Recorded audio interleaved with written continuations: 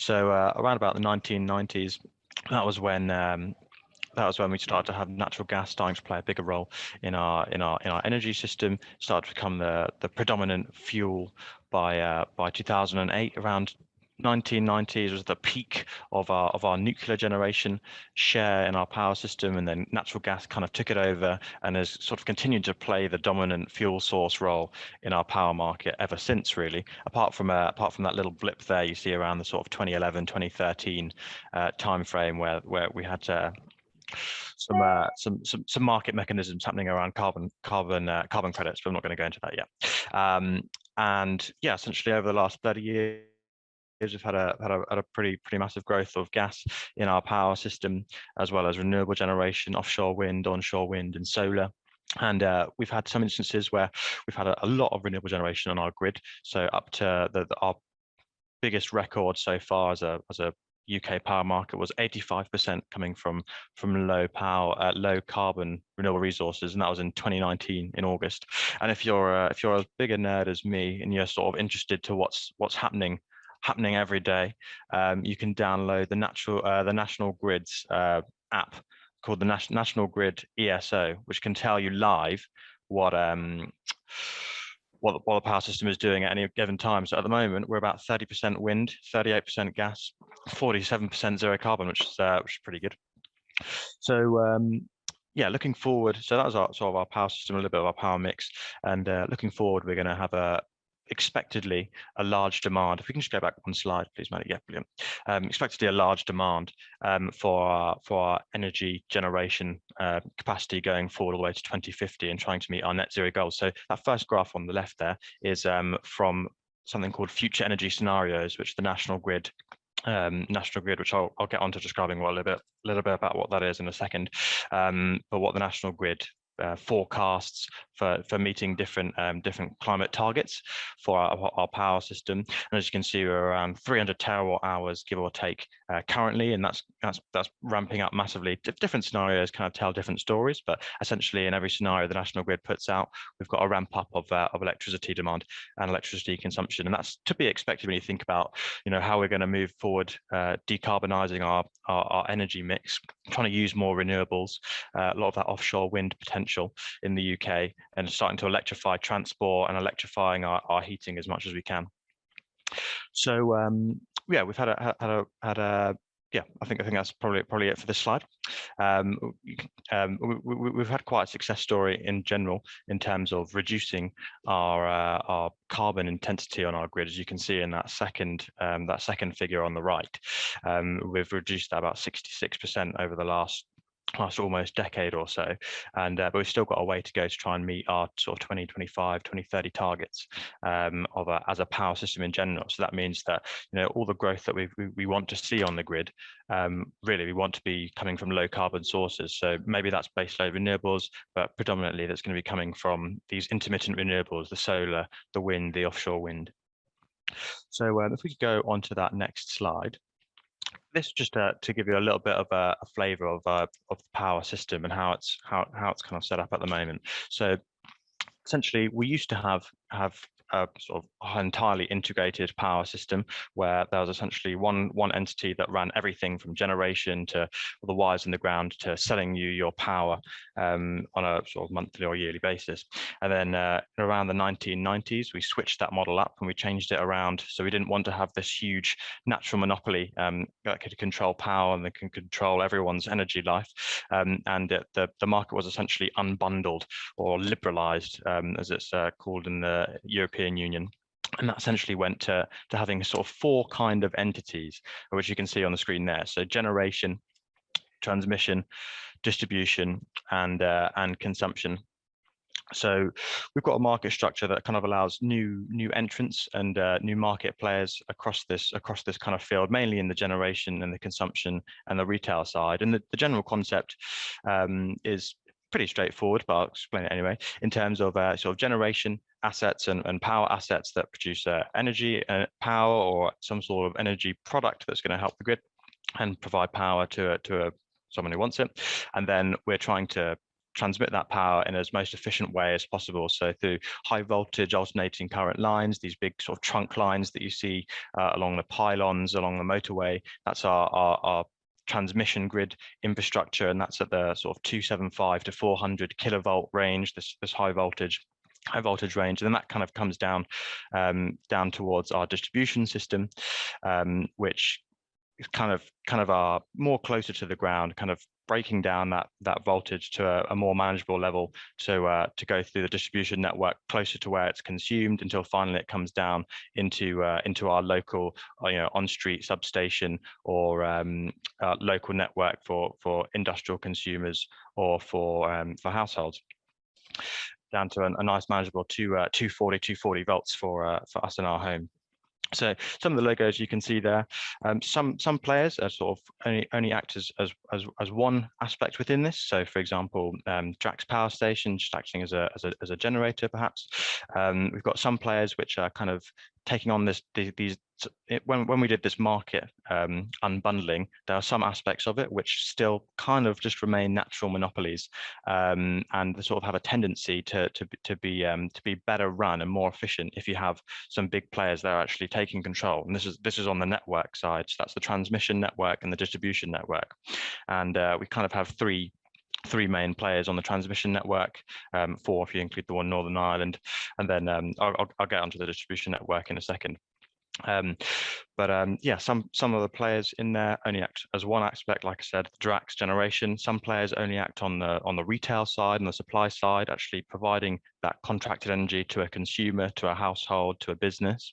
For example, a Good Energy or an Octopus. And then some players kind of do a little bit of both. So some players do the generation as well as the retailing, and these are typically the bigger players. So I think you might have heard of like the big six, kind of the EDFs, your NPowers, your SSE, and they kind of do that full stack, but everything kind of in between, that actually transmission and that getting energy from where it's produced to your front door, that's all the transmission and distribution network, which all have to be separate entities. So a generation company is not really allowed to set up shop and be the same company as a transmission network or a distribution network. They can actually be under the same banner as a sort of holding company and things, but essentially they can't operate as one and profit share.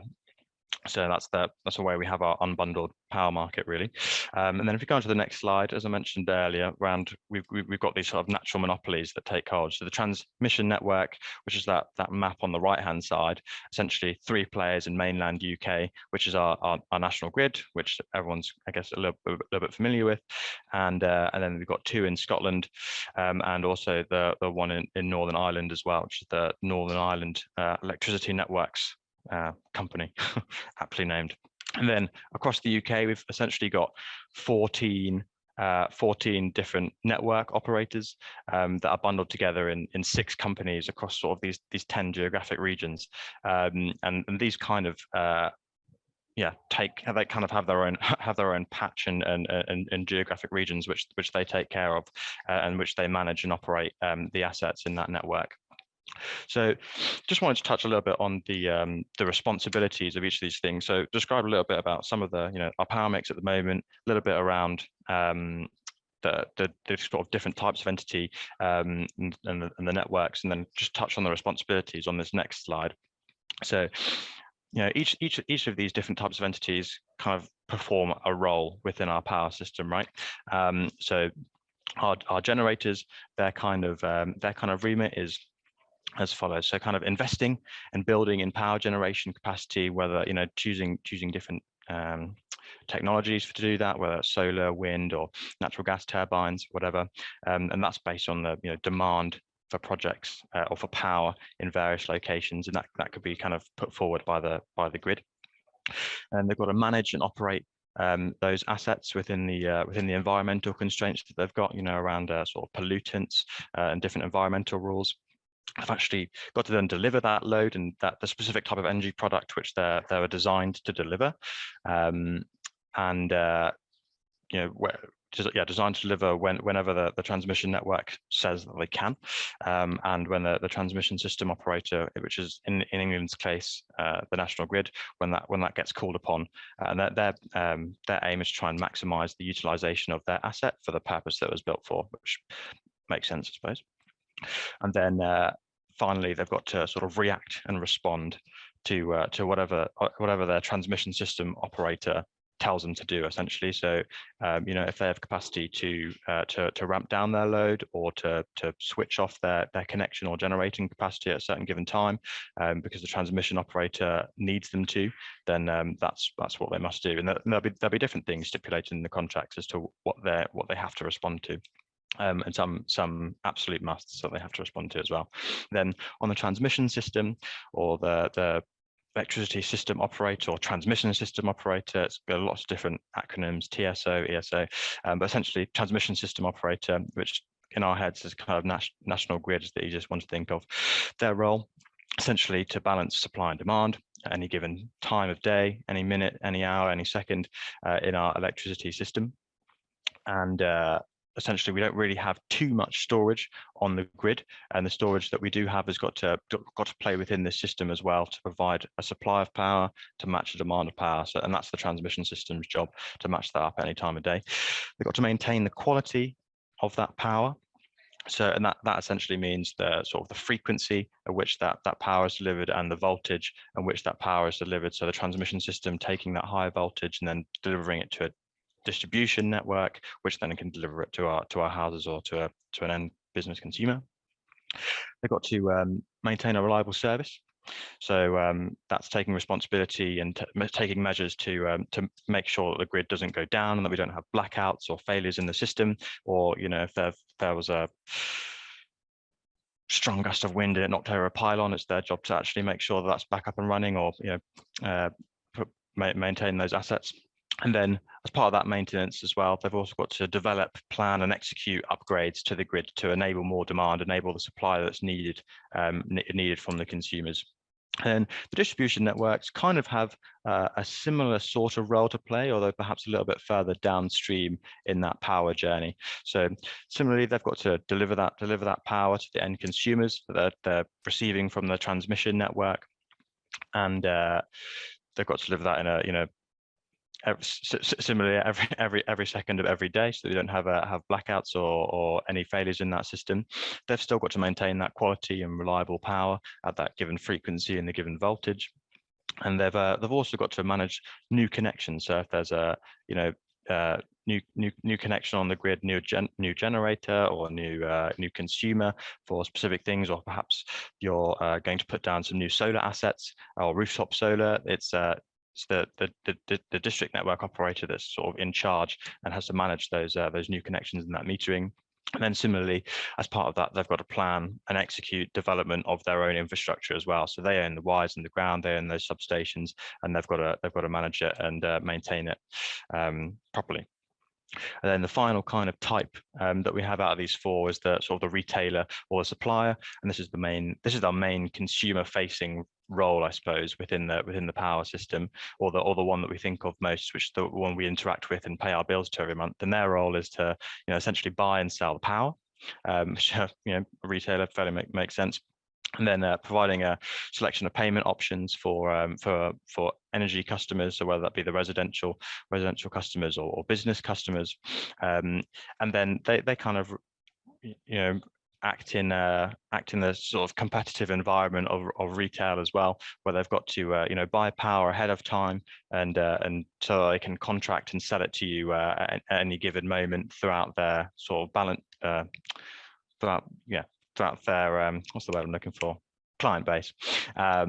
So essentially they've got to hedge and just try and survive, which as you had probably seen in the news of several companies going bust, and with being vulnerable to the state of play of the energy markets, and so, for example, natural gas prices within the system today, that if you don't hedge adequately or have a big enough pocket to actually maintain those contracts, then you could end up just making a loss and going bust.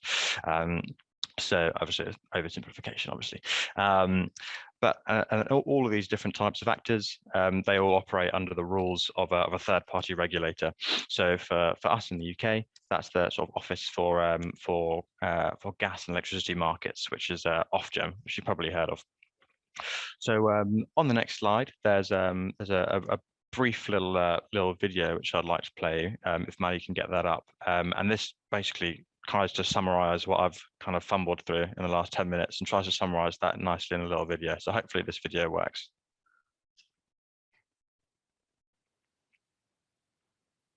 Not getting any audio through though.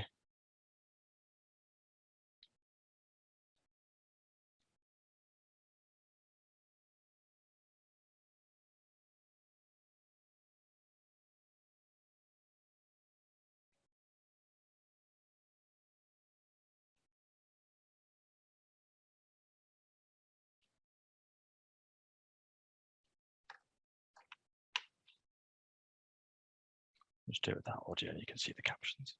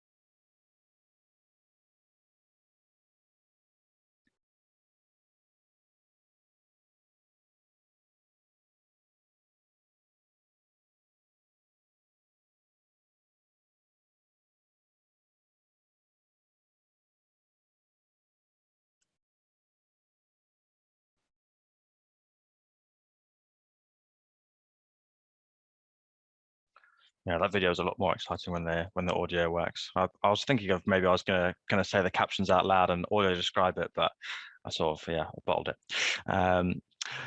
So yeah, that kind of gives a little bit of an overview of the national grid, and they've got their control room where they're sort of orchestrating, making sure that kind of nothing fails and that we can actually meet the supply and demand when we need to. So then it kind of comes down to when we're looking at how's this all kind of priced in to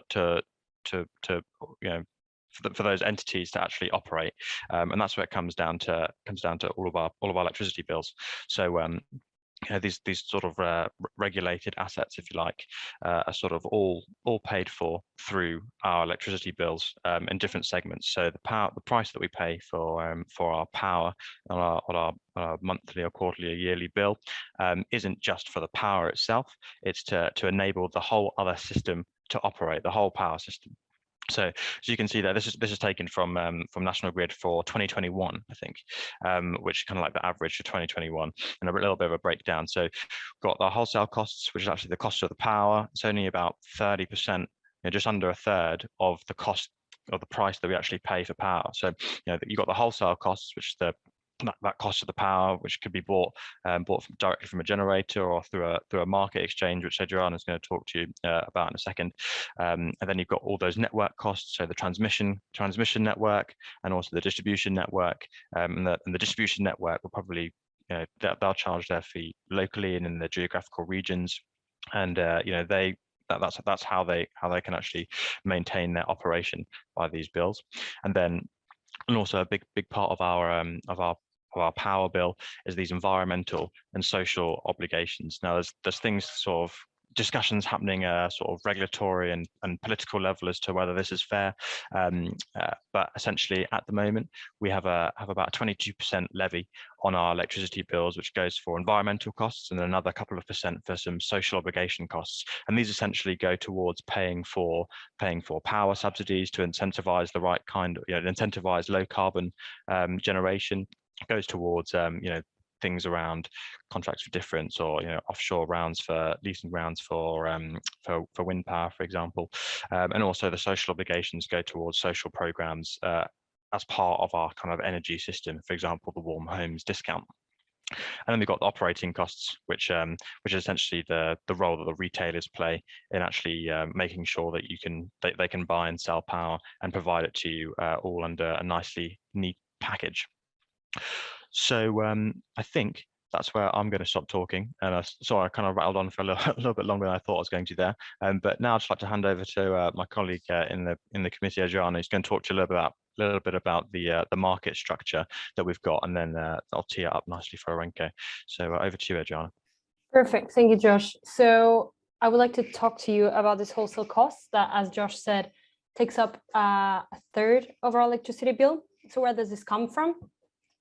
This cost comes from all the electricity trading that generators and suppliers do, and that makes up the electricity market. This happens years in advance and can be done multiple times. So the same electricity block can be traded multiple times before delivery. That's called churning. But I would like to explain it and give you a quick overview of the different time dimensions and how this big, let's call it a big monster works.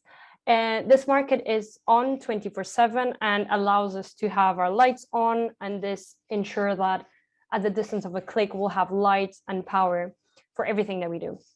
As I was saying, this starts years in advance with over-the-counter trading. This is called a long-term trading, and it continues. It can happen multiple times until delivery, actually 1 hour in advance. Until gate closure, we have day ahead trading, intraday. These require a third party and exchange that we in the UK use. EPEX and North Pole are the most common ones.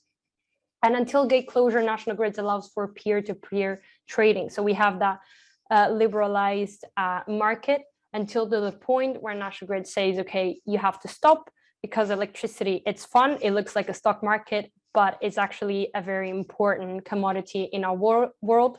And because it's a physical commodity, electrons coming into the system need to equal the ones coming out, meaning National Grid takes on that sort of cop hat and uses the balancing mechanism to make sure demand equals generation at any point. And it takes that hour to balance everything up to delivery. This happens on a half-hour basis. So the UK power market is divided in half-an-hour chunks. You've probably heard of settlement periods.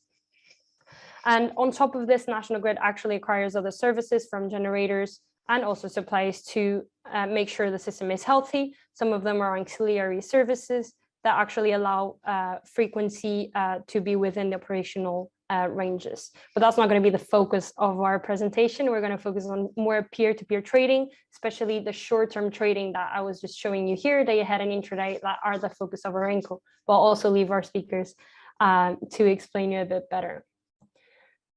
So some of the challenges the UK power market faces, or the main one, let's call it, is the growing renewables.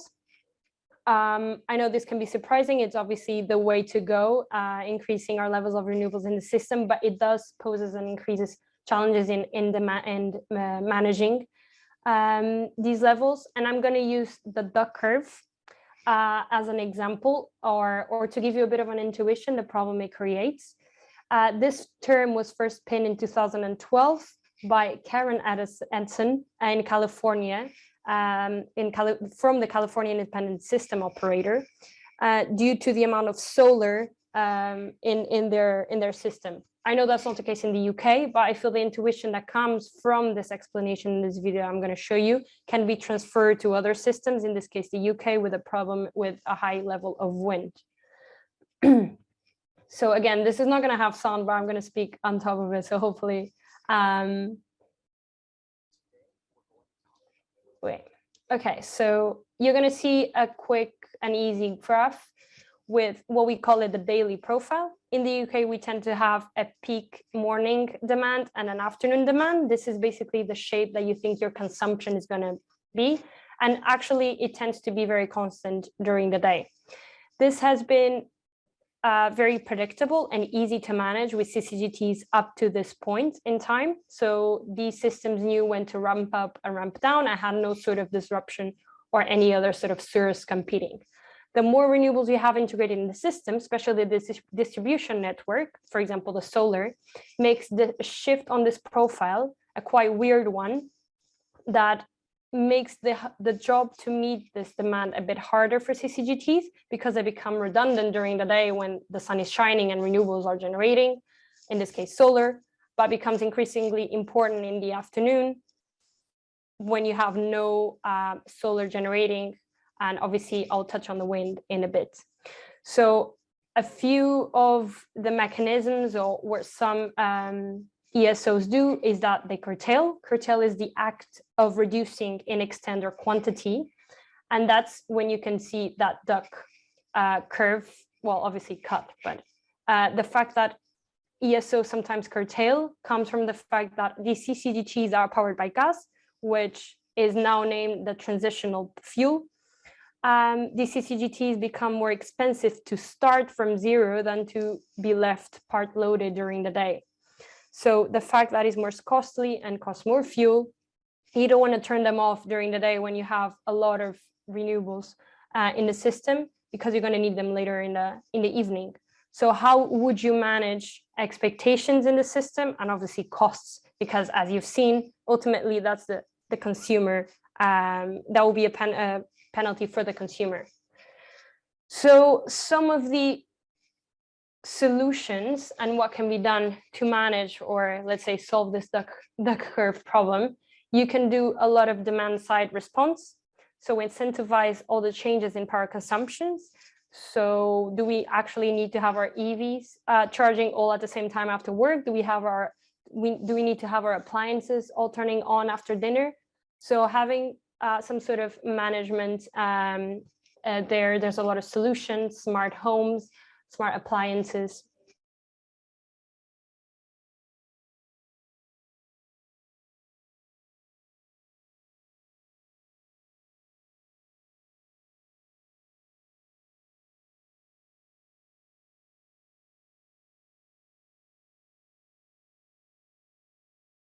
That are connected to the grid to absorb that power that is created by renewables at times, maybe when demand is not that high. Maybe during the weekend, there's quite a lot of wind that happens in the UK. People are not consuming, but you have this free resource that is blowing the levels of demand. You can store that power and use it later when there's no renewables in the system, but consumption is peaking. So managing that with flexibility tends to be the solution, the way to go. There's been quite a lot of companies starting and taking advantage of it. And I'm sure our speakers will be able to tell you more about Arenko, which has been leading the way in the UK power. So I'll leave it to my colleagues and the speakers for tonight, Adam and Dimi, and over to you, Maddie, also to introduce them. Great, thanks Adriana, thanks Josh. So hopefully that was helpful for those of you in fairly early stages of your career, or those still studying, but also a helpful refresher for those that may already be working at kind of somewhere within the industry. So now hopefully we all have quite a good level of understanding about the power system and some of the key kind of principles of markets. And this leads us nicely into the next part of the session. So next up, we are joined by Adam and Dimi from Arenko Group. And Adam is the Director of Trading at Arenko Group and has over 20 years of experience in energy trading and hedging. And Dimi is a data scientist who works with Arenko to automate and improve trading performance. Adam and Dimi will talk us through the transition from kind of more traditional trading to automated trading more recently. So I will pass over to yourselves, Adam and Dimi, to introduce yourselves and share some insights with us. Thank you very much for the intros, and thanks for inviting us to be here. I guess I've been brought in as the dinosaur to explain how things maybe used to have been before it will lead nicely into Dimi to talk about the next level clever stuff and AI-driven strategies that we adopt at Arenko now for use in the power market. So my background, like was just said, I think I'm in my 22nd year in the energy trading world. Started out as a Dutch and German power analyst working for a Texan merchant energy trading house back in 2000. You may have heard of a company called Enron that's no longer with us. Well, I worked for their main Houston-based rival that was just across the street. And my first job was basically, here is a model. It has all the power stations in Germany and Holland in it. And you can press a button and it runs some Excel code to make a power price curve that goes out 15 years. Can you please tell us if all the information in this model is correct? So where I'm going with this is, back then, there was no data, there was no science, there was no data of scientists. There was literally, you go to an annual report for a company like RWE, for example, that we saw earlier, which wasn't called RWE back then. It was formed from two companies called Weber and VAG. And you went to the annual report and you learned how to speak German very quickly to read and try and find in the annual report the capacities of all their power stations to update your model. So I started off doing that and finding my way around. And then I quickly moved on to analyzing the global coal market to help set up a coal trading desk. And then in kind of early 2002, late 2001, there was a big accounting scandal led by Enron that basically polluted the rest of the industry. So the US companies all pulled out of Europe. And I moved on to work for a French company called EDF, which some of you already work for.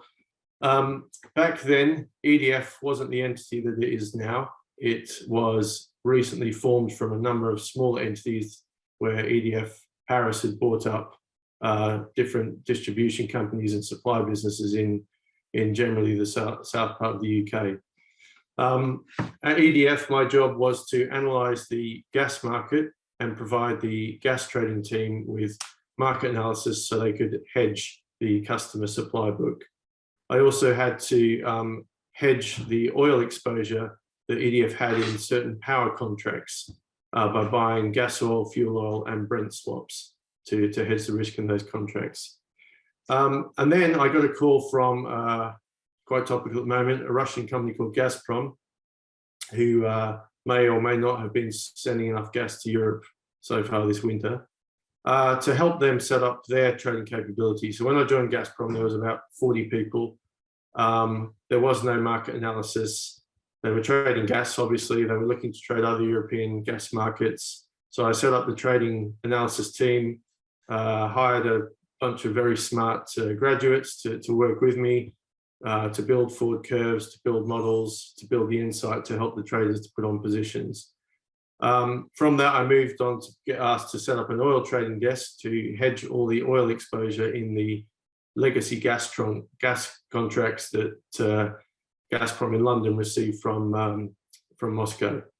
After that, I got asked to, could you please go and run all the retail deal flow from all the industrial clients' flow business around France and the UK. So this involved selling oil index gas to a fertilizer plant in France, for example, or selling UK gas to Cineworld cinemas or something like that. So I spent 11 years at Gazprom, mainly as a gas trader, which is probably why you're asking why am I going to talk to you about power. And in 2017, I left Gazprom and decided to set up my own consulting entity where I went around helping supply businesses and asset operators in the UK market with their price risk management, hedging, trading tactics, team coaching, etc., etc. So I helped a number of businesses within the UK energy supply space, and I came down the merit order. I started helping E.ON for a year up in Coventry, where they had 50 plus people in their front office trading team, and only 1.5 of them may have ever done any trading before. And then I came down to a smaller entity and worked for a company called Utilita, helping them. And then I came right to the bottom and started to helping new entrants. And as you've probably seen over the news, since last summer, about 24 of them have now ceased trading. I hasten to add that's not because of the advice I gave their C-suite and senior business leaders, but because of the nature of the market. So I've had a lot of experience across multiple spectrums of the energy trading space. And the last company I was helping was called Igloo Energy, who were also on the route to decarbonisation pathway by deploying heat pumps into our homes to make us use less gas, more power, but make our homes more efficient. That company sadly ceased trading in October, and I got a call from Arenko to come and join them to help develop their trading capability with bringing the real world experience to marry up to the likes of the AI and the data science that the next level clever people that unfortunately I get to work with every day can bring to the table. So I've been at Arenko for 3 months now.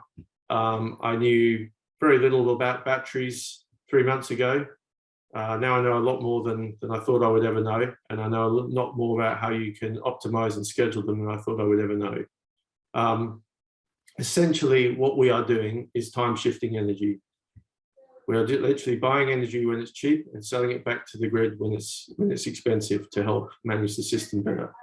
We're also providing a number of different kind of what we call frequency services to help National Grid manage the entire system adequately so that we don't have blackouts. You may have remembered a couple of years ago, there was a blackout in parts of London. The London Underground went down, and that was because the grid were not able to manage the frequency effectively in a short space of time when a problem arose. Batteries are kind of the next level piece of tech that we can use to help manage that setup, and which is where everything gets really interesting and really funky in the new world that we're moving into in terms of decarbonisation. So I guess one of the nuances of where we are with the UK power market now, and I think Josh showed on one of his previous charts how the decline of coal-fired power station has accelerated rapidly since 2011. The problem is that when you bring in loads of solar and wind, it's intermittent. So the wind doesn't always blow and the sun doesn't always shine. So if you don't have lots of big, old, dirty, fossil-fueled kit or nuclear power stations, then you get into a problem. So batteries are starting to fill that gap, but we're not there yet. To put it into perspective, there's about 1.4 gigawatts of battery capability on the system or about to come online on the system. Just a week or so ago, we turned off one of the oldest nuclear power stations in the country, which pretty much wiped out the same capacity as all those batteries. So we've removed an entire layer of cheap baseload generation from the bottom of the stack and replaced it with batteries that can help shave the peak price at the top of the stack. So you take away one thing and you bring in something else, but they're not quite the same kind of energy, because a nuclear power station is either on or it's off, and it takes a week to turn it on and it takes a week to turn it off. Whereas what we're doing with batteries is saying we will turn on for a minute to help Mr. National Grid balance the system if they need it. And that's where the next level AI and clever part comes into it. So I just want to go back to where we were in the beginning. So I mentioned before, there was no data, there was no science, and there were no data science. So how do you know what was going on? Well, as a trader, you had a screen in front of you where you had numbers on the screen to buy and sell power across different brokers who would aggregate those prices. And you had a number of different phones on your desk, all with, if you think about a 1980s US cop show, the type of phones that are on their desk with the spiral wires and the round heads. So you'd hear one of those phones, someone shouting down at you that there was a price, and you'd have to remember which one to pick up, listen to that price and decide whether that price was good and you wanted to buy or sell at that price. So you were picking up phones all day long, and that's how trading occurred. You didn't really have any insight into what was going on.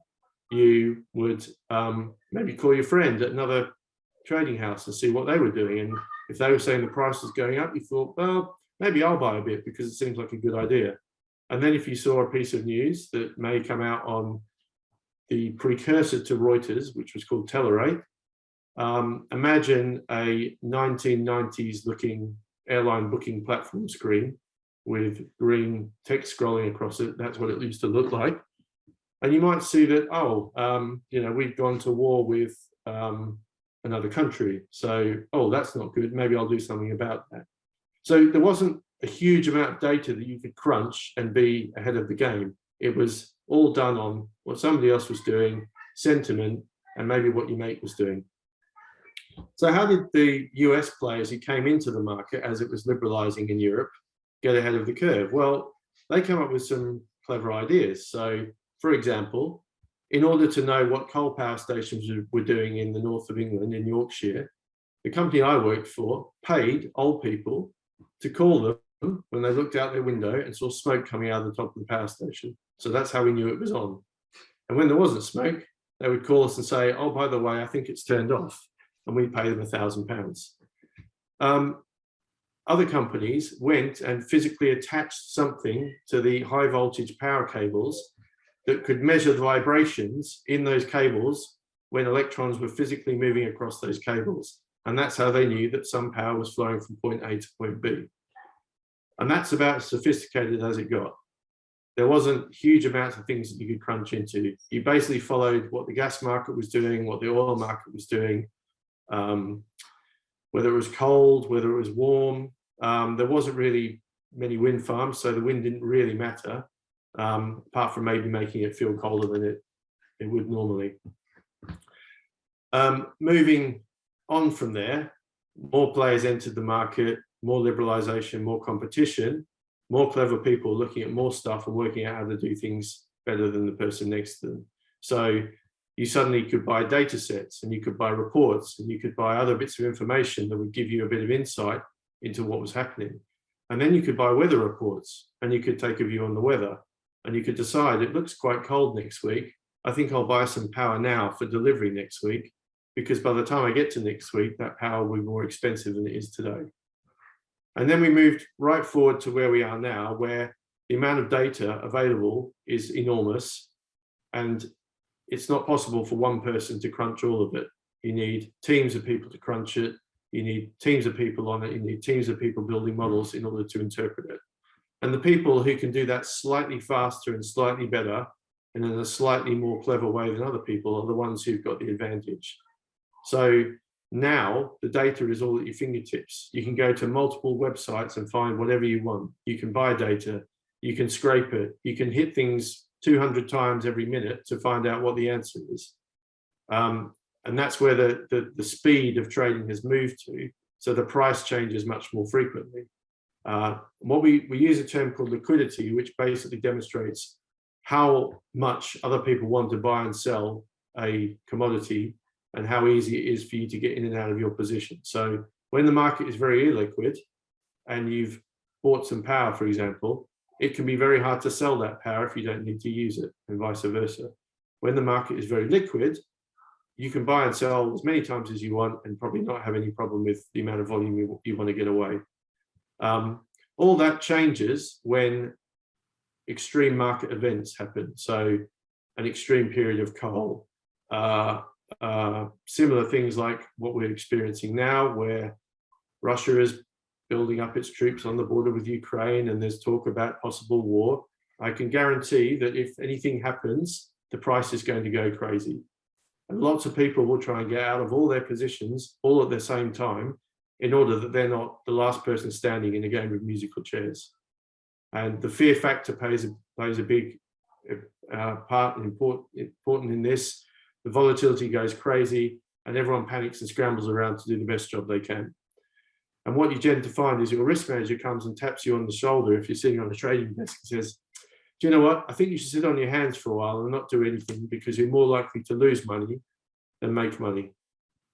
And most companies want you to make money on a steady basis, not taking too much risk, not dropping the ball too often, rather than doing one hero trade and looking like a superstar, but with the potential of getting it wrong.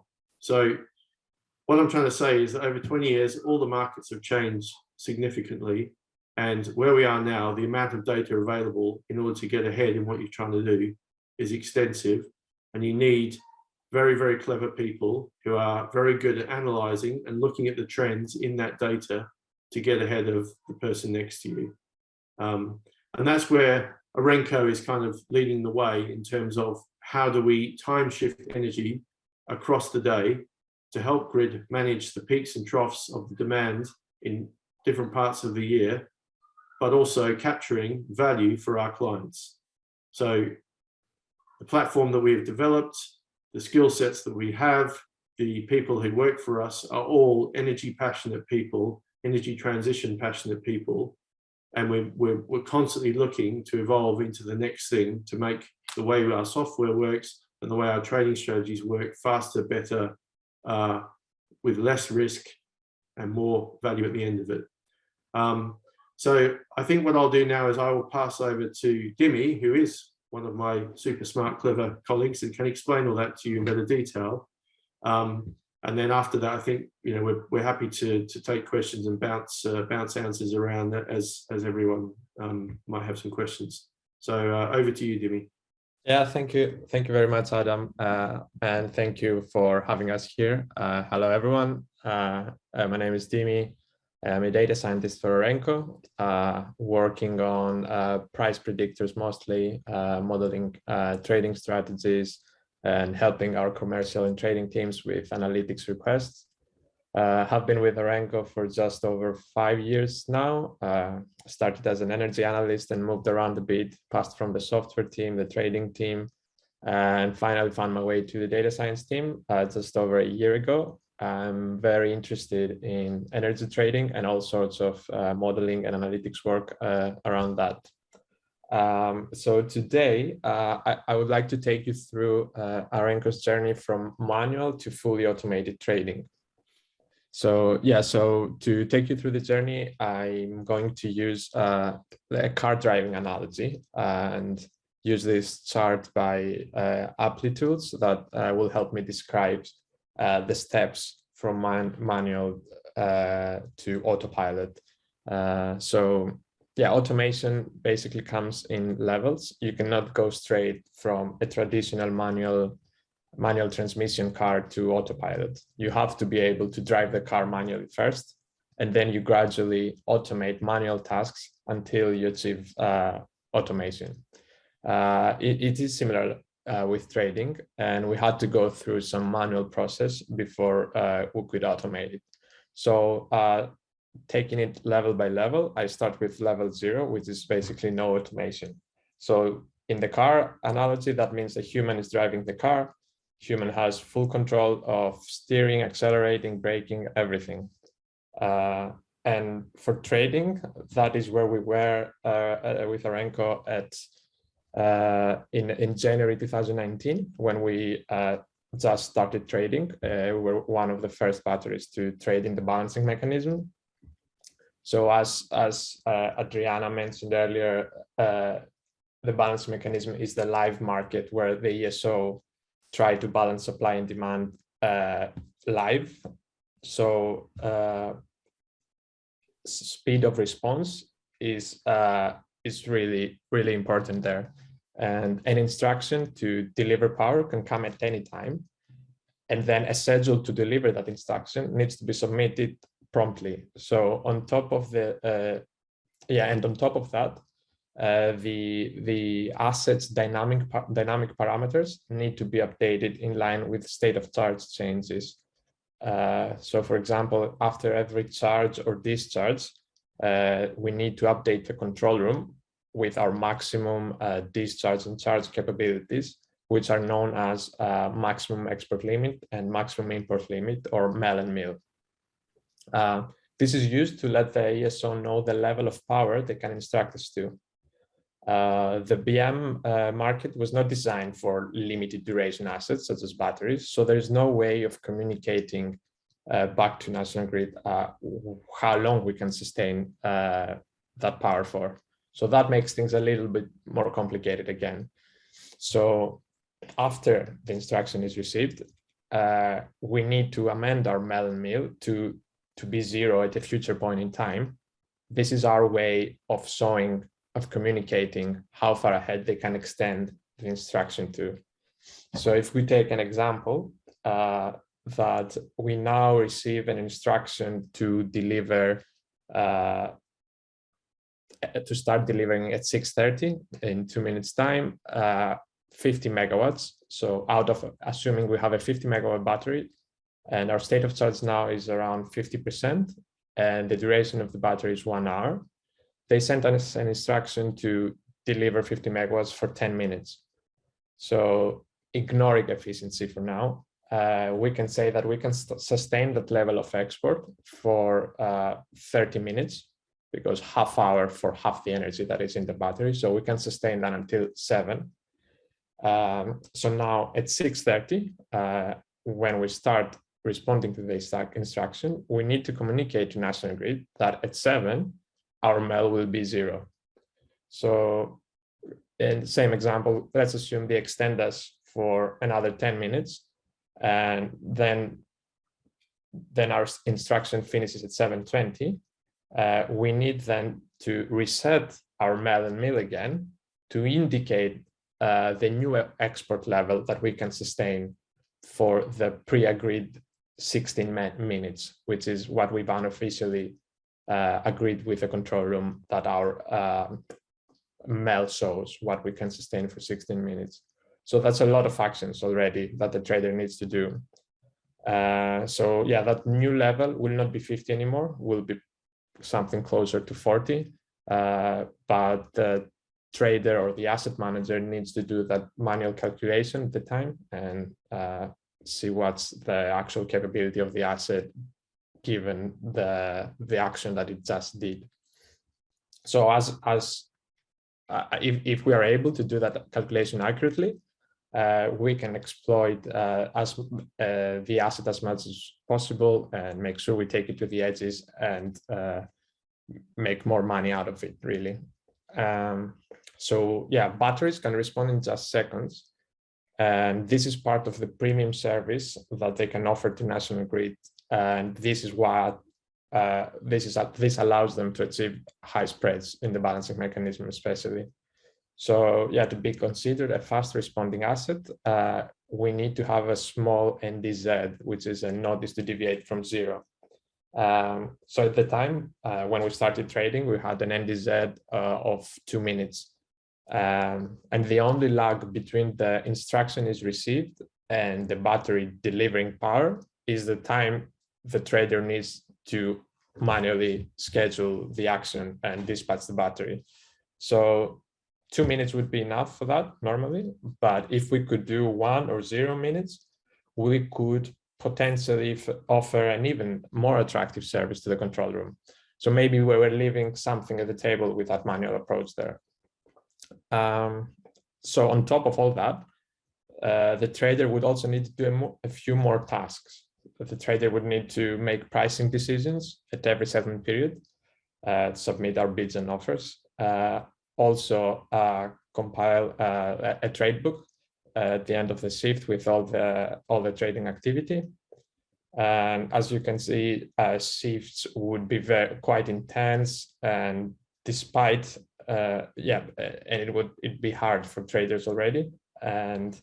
But we had to make sure that we had regular reviews, that we captured lessons learned. Also important to develop a good relationship with the control room, who at the time were learning alongside us how to operate batteries. And one of the things we picked up quite quickly was that the ESO, the control room, would often instruct us, or in batteries in general, for frequency response actions, or frequency control actions, as they call it, which is a quick injection or absorption of megawatts to the system to help bring the frequency back to 50 hertz. So now, having known that, our traders would spend more time peeling their eyes on the frequency dashboard of our platform, knowing that, okay, if it's around 50 hertz, they probably have a minute for a toilet break or go make a quick espresso while still trying to watch the screen from a distance. So you can imagine it's the stress of a trader who needs to keep their eyes on the screen, be ready to respond to an instruction, and be quick about it as well. It's an error-prone process, and especially late in the shift with weary eyes or very early in the morning without having coffee yet. So and also for the company to having people with their eyes glued on the screen, just being ready to do repeatable tasks, is probably not the best use of their talents. So yeah, level 0 was a painful but necessary step we had to go through. And yeah, thankfully it did not last longer than a month, I'd say, yeah. So then we went to the next level, which is level 1, which is assistance. So back to the car analogy, now human is still driving, but now there are tools like cruise control that make things slightly easier for them. So in our case, we launched a balancing mechanism pricing prediction model. So we could get predictions for bids and offers to submit. The trader could use them, but still needed to submit the prices manually. But now they were starting saving some time on thinking on pricing the asset. We also had a tool that we could use to calculate the asset's charge and discharge capabilities fast and with a high degree of accuracy. And yeah, so this already took some of the burden off the trader, but the process was still heavily manual. And then, so that started to change when we moved to level 2, which is partial automation. So this is when a car is able to react to changes in the environment, but the human is still necessary to sit on the driver's seat and be there to supervise. It's when the car can pair some steering with some acceleration and braking and can do very specific tasks, such as park itself, for example. So yeah, this is a big step change. And within a few more weeks, we developed tools to perform certain tasks automatically for the first time. So we did automatic submissions of the schedules when we received an instruction. So the trader didn't need to manually dispatch the battery anymore. That was automated. The submission and calculation of melts and mills, the maximum export limit and maximum import limit, were automated as well. And also reporting was automated. So the more time critical and error prone tasks are now automated, and the traders can start concentrating on strategy for the first time, really. And then we moved to level 3, which is called conditional automation. And this is when, back to the car analogy, the driver can disengage from the act of driving only in control environments. So like a racetrack, for example, without any unknown risks. The driver needs to stay alert, but in principle, the car can drive itself in that particular environment. So that happened for Arenko around May 2019, when we deployed the first version of our optimizer that was able to make pricing decisions based on the status of the asset and the market conditions, but only in the balancing mechanism. And then it would, of course, submit the prices to the ESO as well. So the balancing mechanism was our control environment, our racetrack, but we could trade in it without traders being at the desk at all. So after supervising for a few days, a week maybe, traders just took both hands off the steering wheel. And the only reason a trader would intervene is when, for any reason, they wanted to do trades outside the BM, so trade in the wholesale market. And even then, our platform, our optimizer, would recognize the manually entered positions and optimize around them. So now the next step when you get there is to take the car out of the racetrack and put it into the streets. When it needs to start interacting with other cars, start avoiding hazards, etc., which is level 4, high automation. It's when a car can go and drive itself in most situations. And this is what we reached that stage in April 2020, when we added wholesale markets trading to our optimizer. So traders didn't even need to do wholesale trading anymore. This was part of the decision making of our platform.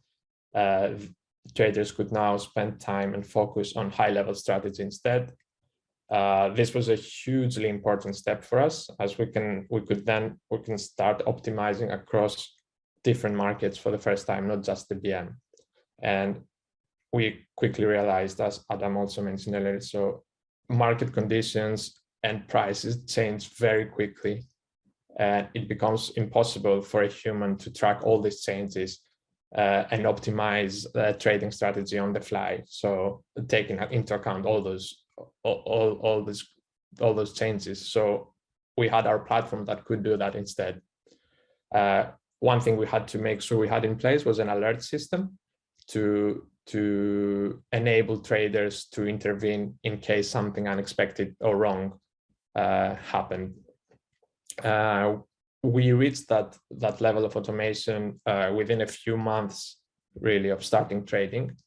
And yeah, I think by achieving that so quickly, we proved that trading does not require necessarily a 24-hour shift desk, and that an optimizer could do as good, if not a better job, for a fraction of the cost.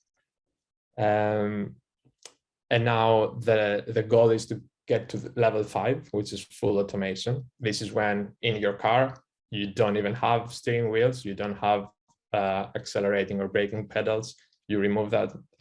There is no reason for a person to even supervise anymore, and there is no limit to where the car can travel.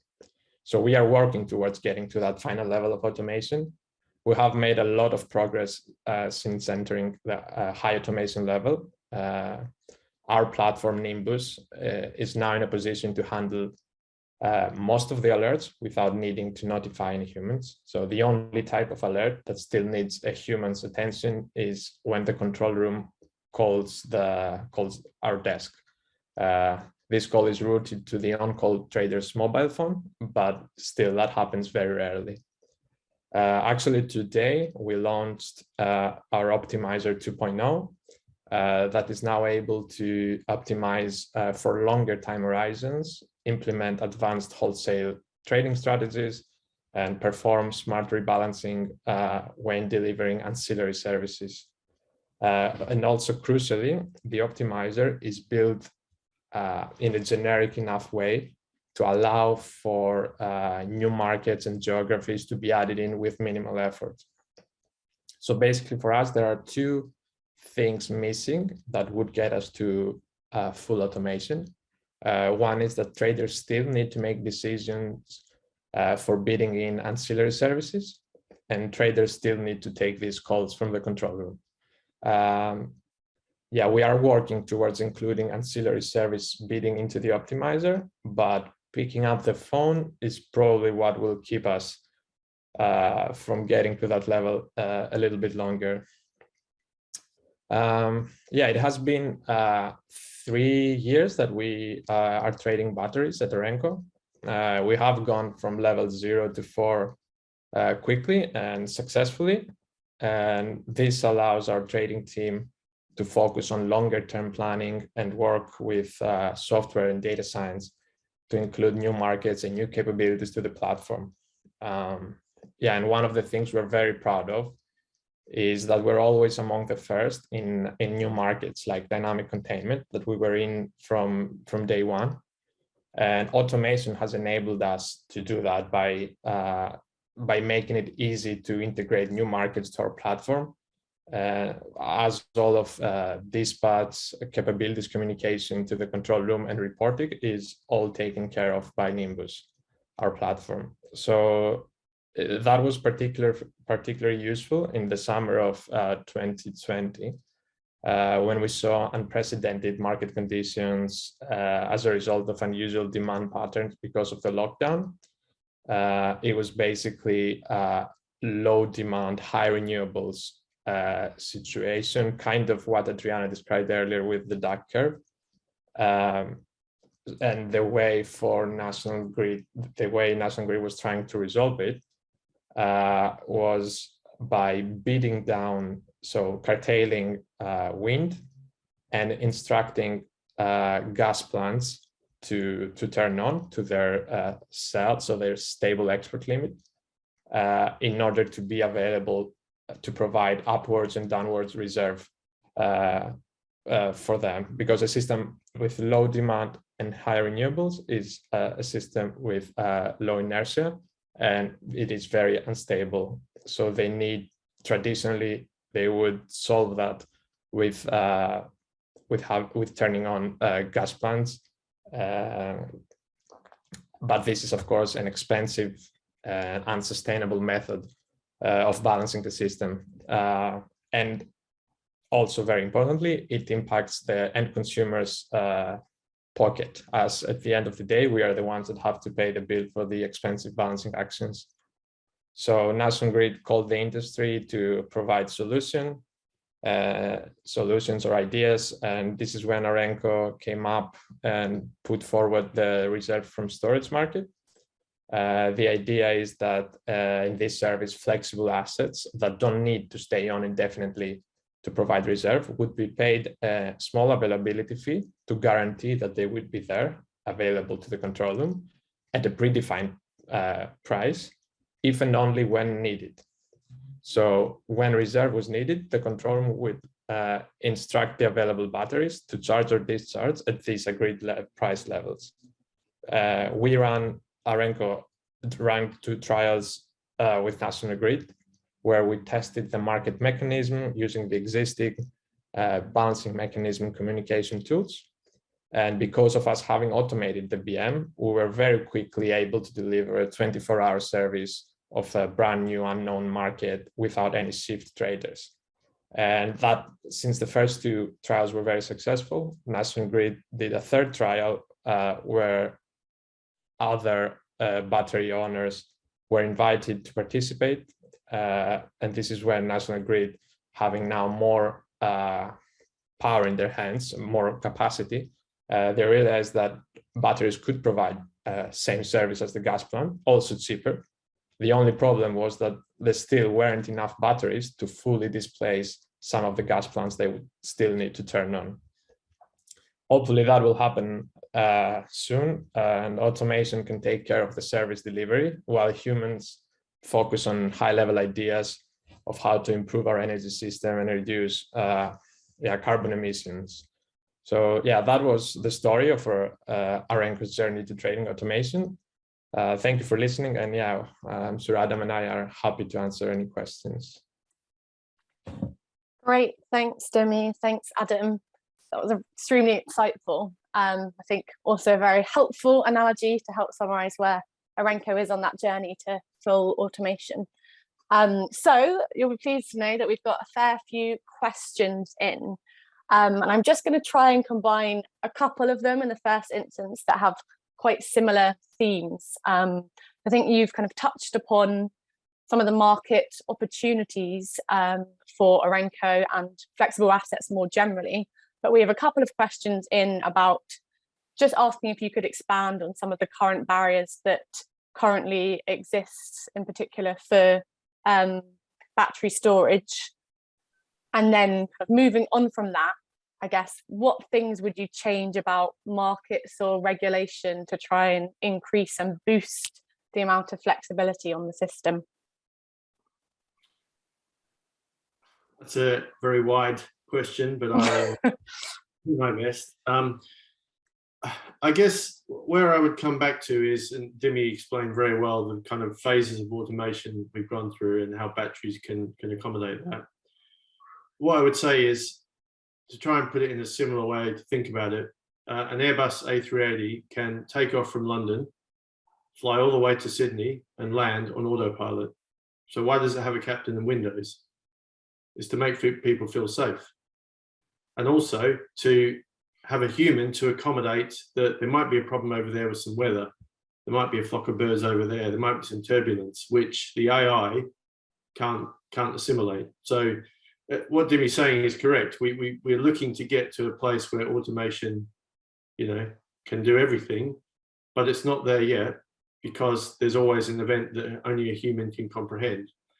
And I think in terms of where that fits into greater flexibility available to the grid, it also works twofold. The grid needs to upskill and accommodate the pace of change that batteries are providing and the AI and automation that we are trying to provide in order to deliver that. So imagine the national grid, without being too rude, or the grid code being a dusty old book on the shelf with some torn pages and ripped bits and maybe a few words missing.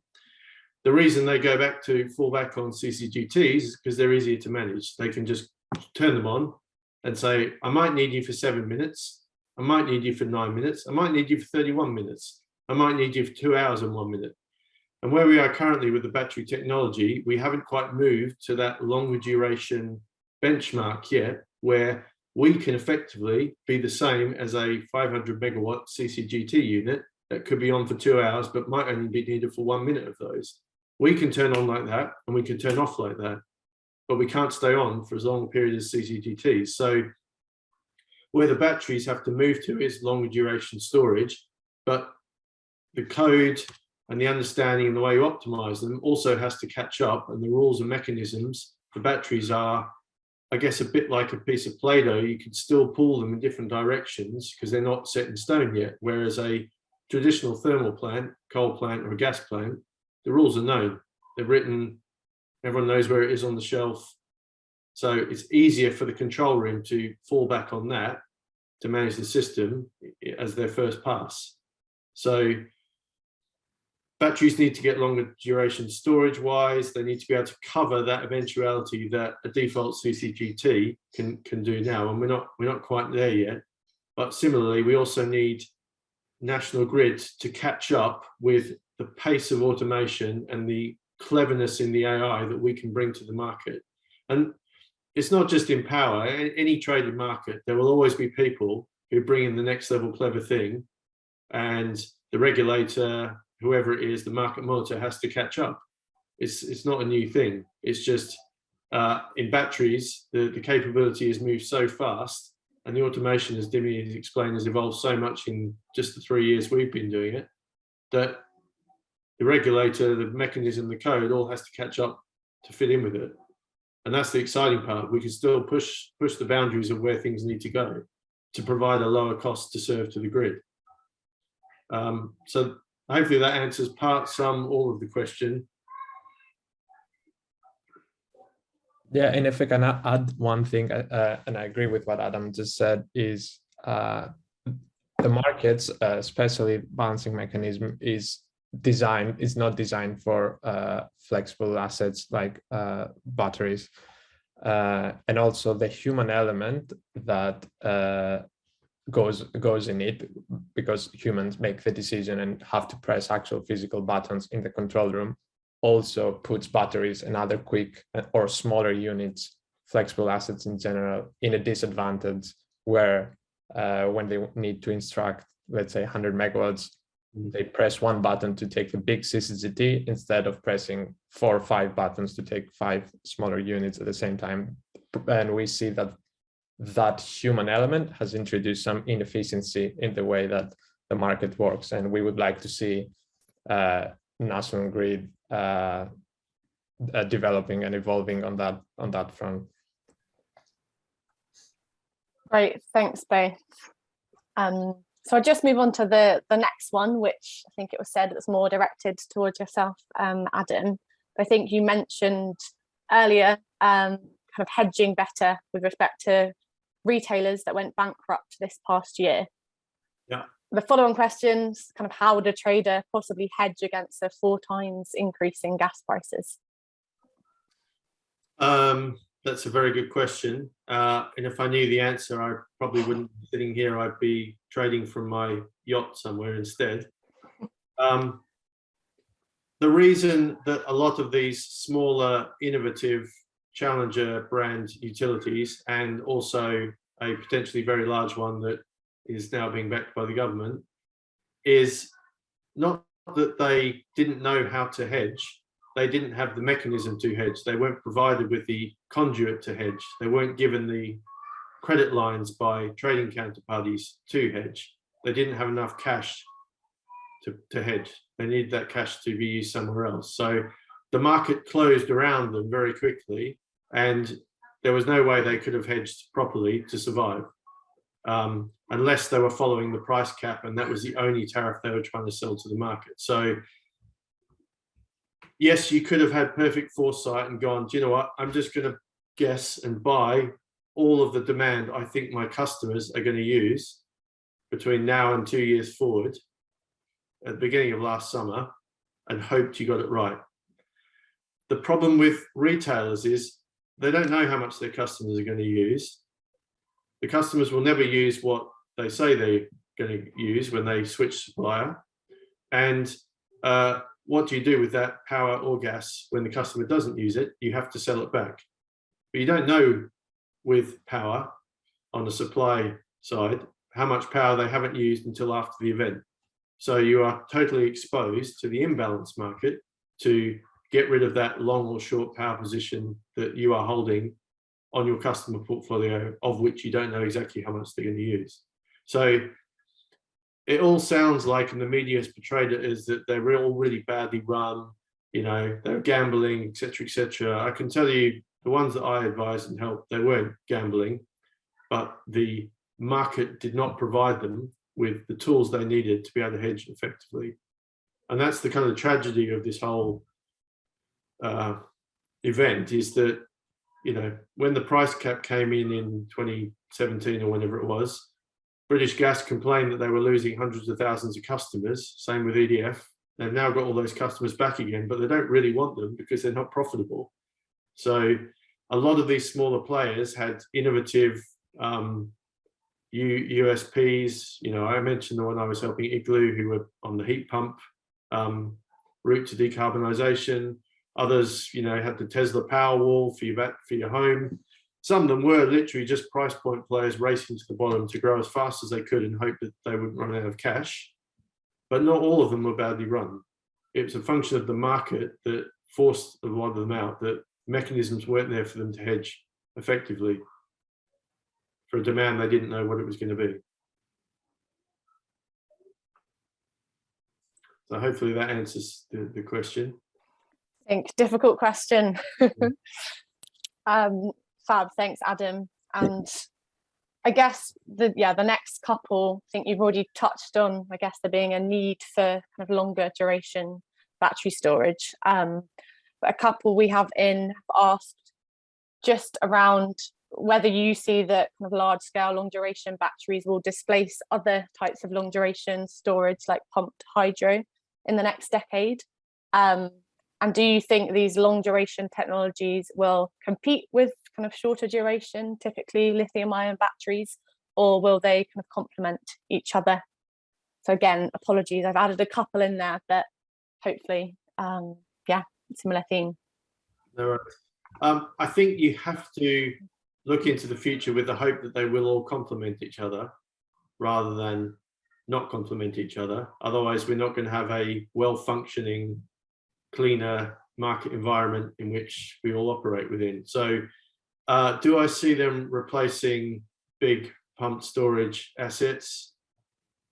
Probably not overall, because you need an enormous battery to cover off some very large hydro assets. I think probably the trend will be more to like decentralized availability of that flexibility. So if you have a lot of smaller assets around the UK, for example, you're overcoming some of the localized transmission constraints that National Grid also has to deal with. So put it into perspective, lots of wind turbines are in Scotland and offshore Scotland, but the pipe or the cable that runs from England to Scotland is only pretty small.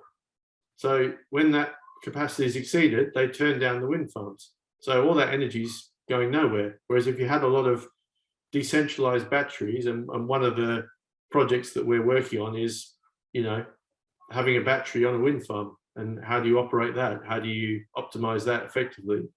And I think that's probably more the way forward things go, rather than having huge batteries just in one location of a huge long duration. I think the technology will have to move there for longer duration, but replacing a 2000 megawatt CCGT with a 2000 megawatt long duration battery is quite a tall order at the moment. I think I mentioned there's about 1.4 gigawatts of batteries currently or about to come online. Even when we get to 10 gigawatts, that won't be enough because we're still building more wind farms. And the more wind farms you build leads you to turn off more fossil fuel plants, i.e. more gas plants, because we've got rid of most of the coal plants already, which means you need more batteries to provide the harmony to all those renewables, as Adriana showed clearly in her presentation of the shifting demand points. So they're all interlinked, and I think ultimately they all have to work in harmony with each other rather than just simply one replaces another overall.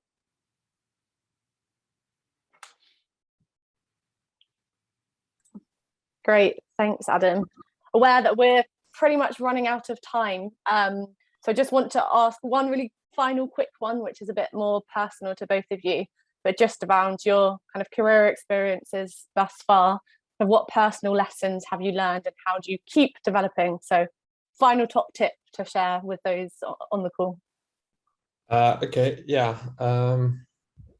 Let me think. So one of the one of the main learnings that we've taken so far is that I think for me batteries have a very significant role to play, and as Adam just said, the more wind that comes in the system, and there are pipelines of many more gigawatts of wind to come in, then we'll have a system with lower inertia, and we will start displacing big thermal units, and batteries will become more and more important and necessary to have a stable system. And their role in ancillary services like frequency response or reserve is also key to get to the future net zero carbon system that we are hoping to get to. And yeah, all I've seen through the years that I've been around batteries is that the market is nowhere near being saturated, and there is still a lot of more space for batteries